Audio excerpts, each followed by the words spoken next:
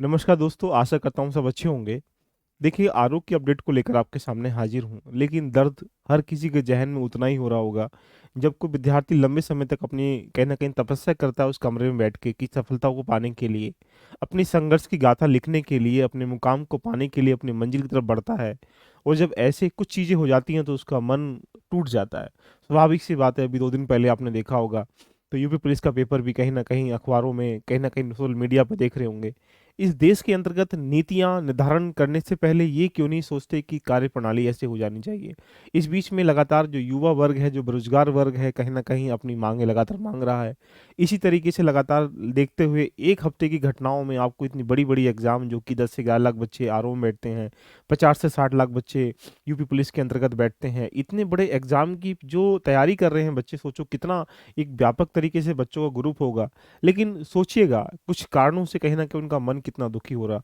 अभी हाल ही में एक घटना मिली है कि इलाहाबाद में एक बच्चे ने मौत अपनी फांसी लगा ली है। मेरा मन बड़ा दुखी है कि इसलिए मुझे लाइव आना पड़ा।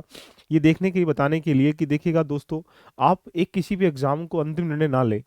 सरकार की नीतियाँ, सरकार के कार्यक्रम जैसे भी हैं, मुझे लगता है कि आरओ का जो एग्ज़ाम है, पुनः एग्ज़ाम होने की 100% चांसेस हैं, जिसकी घोषणा अगर देखा जाए तो लगभग मार्च के फर्स्ट वीक में आपको देखने को मिल भी जाएँगी। अभी तक ऐसा आसार है, लेकिन फिर भी अपनी तरफ से प्रतियोगी जितने भी मित्र हैं, आरओ या बिना उसके लिए, फिर भी एग्ज़ाम को ट्रेंड कराते रहे हैं, चाहे ट्विटर के माध्यम के हों, चाहे सीएम ऑफ़िस के माध्यम से हों, चाहे आयोग के दबाव। क्योंकि आप सबका एक प्रकार से कह सकते हैं, एक होना ही कहीं न कहीं एग्ज़ाम की जो पुनः री-एग्ज़ाम है उसको दर्शाने का कार्य करता है। इसलिए हिम्मत बिल्कुल ना हारें। अभी आयोग के द्वारा स्पष्ट कर ही दिया था कि यहाँ पर एक कमेटी बनाई गई है, इंटरनल कमेटी भी है, सुपर कमेटी भी है और ऊपर से कहा जाए तो यहाँ पर एसटीएफ भी जाँच कर रही है। इसके आधार पर 10 दिन है, जैसा कि आयोग ने समय माँगा है कि 10 दिन के बाद हम निर्णय करेंगे क्या होगा। लेकिन अभी तक ऐसे कयास या ऐसे आसार लगाए जा रहे हैं कि एग्ज़ाम पुनः होने की वो है। रही बात 2016 का एग्ज़ाम भी री-एग्ज़ाम हुआ था, तो उसके हालातों को देखते हुए भी कोर्ट में केस ना जाए। आयोग भी इस चीज़ को जानता भी है, तो कोशिश ये है कि आयोग तुरंत निर्णय लेगा और आयोग स्पष्ट करेगा कि निर्णय के साथ वो यहाँ पर एक प्रकार से डायरेक्टली निर्णय नहीं करेगा कि री-एग्ज़ाम कराना है या नहीं कराना है, किस आधार पर कराएँगे, कैसे कराएँगे, कौन-सी शिफ्ट का एग्ज़ाम कराएँगे या कहाँ का एग्ज़ाम कराएँगे, सारी बातें वो स्पष्ट करेगा। तो अभी आयोग के डिसीज़न तक का इंतज़ार करें, लेकिन समस्या ये निकल के आती है, जो बच्चे तैयारी कर रहे थे आरओ का, लगभग उसमें से 70-80% बच्चे ऐसे हैं जो कि यूपी पीसीएस का एग्ज़ाम भी 2017 का 17 मार्च का, जो 2024 वाला है, इसको दे रहे होंगे। तो अब आपके पास चुनौती बन जाती कि सही इसको लेकर रोते रहें या इस तरह मूव ऑन कर जाएँ। तो दोस्तों, 17 मार्च के लिए 1 महीना भी अब नहीं बचा हुआ है। इसमें आपको व्यापक तरीके का सब कुछ करना है, आपको कांसेप्ट भी रेडी करना है, आपको टेस्ट भी लगाना है, आपको रिवीजन भी करना है, आपको कांसेप्ट भी पढ़ना है। तो इसलिए ध्यान रखिएगा, आप अपने बहुमूल्य समय में कुछ समय निकाल कर आरओ को भी रीट्वीट करते रहें ध्यान से और साथ में जो भी एक ग्रुप है बना के कहीं न कहीं अपनी माँगें रखते रहें सोशल मीडिया के माध्यम से। लेकिन ये 17 मार्च का एग्ज़ाम बहुत नज़दीक है, इसके पीछे भी प्रयास करिएगा।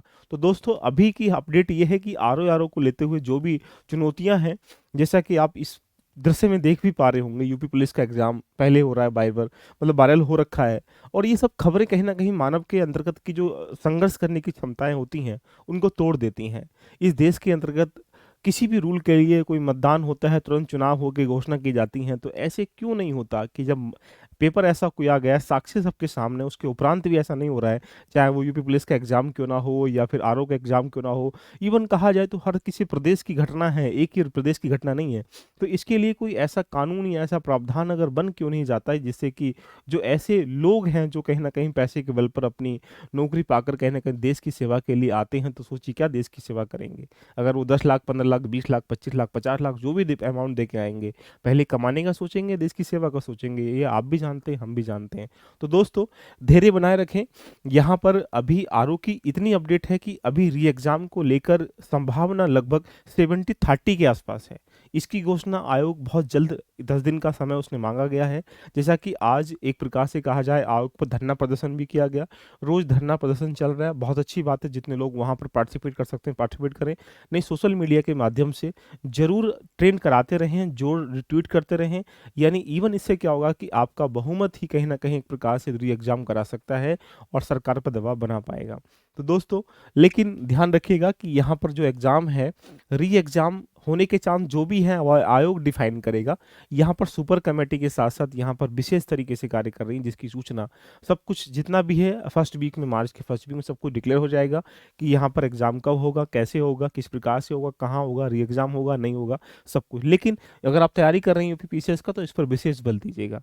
तो दोस्तों, मिलते हैं नए सेगमेंट में, जैसे भी कुछ नई अपडेट आती तब तक आप तक पहुंचाते रहेंगे। लेकिन अब धैर्य के साथ आपके नंबर कितने बन रहे हैं, कैसे बन रहे हैं, उसको एक साइड में रखते हुए, अगर री एग्ज़ाम होगा तब भी आपको लेवल पे पढ़ना है। अगर आप री एग्ज़ाम नहीं होगा तो ऐसी स्थिति में भी आप 1 हफ्ते का समय जितना भी, अगर एग्ज़ाम नहीं भी होता है मान लेते हैं, तो मेंस तो बाद में है, 17 मार्च का पहले पड़ जाता है।